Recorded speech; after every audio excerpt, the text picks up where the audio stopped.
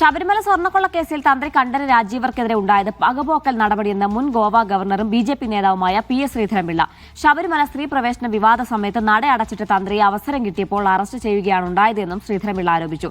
തന്ത്രിയെ പെരുങ്കള്ളൻ എന്ന് M.V. ഗോവിന്ദൻ വിളിച്ചത് നിയമവാഴ്ചയോടുള്ള വെല്ലുവിളിയാണ്.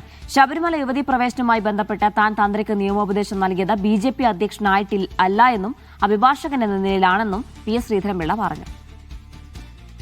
18-ാം തീയതി അദ്ദേഹം പറഞ്ഞു, ഞാൻ ഒരു കാരണവശാലും ഈ ആരെയും കൊണ്ടുവന്നാൽ ഞാനത് ചെയ്യില്ല എന്നുള്ളതാണ് അദ്ദേഹത്തിൻ്റെ വാക്ക്. അതിനെപ്പറ്റി ഒരു നിയമോപദേശം വേണമെന്ന ഘട്ടമെത്തിയപ്പോൾ ആ നിയമോപദേശം ഞാൻ നൽകി.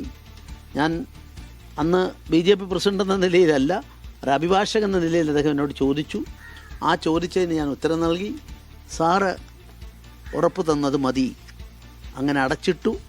അതിനിപ്പോൾ കിട്ടിയ അവസരത്തിൽ ചെയ്തു എന്നാണ് അദ്ദേഹം പറഞ്ഞിട്ടുള്ളത്. തന്ത്രിയെ ഈ കേസിൽ പ്രതിയാക്കിയത് കോടതി പറയുന്നു ഇയാൾക്കൊരു തെളിവിൻ്റെ ലെവലേശം പോലും ഇല്ലയെന്ന് പറയുമ്പം 41 ദിവസം എന്തിനാണ് ഒരാളെ പിടിച്ചിട്ടതെന്നല്ലേ ചോദിക്കേണ്ട ചോദ്യം.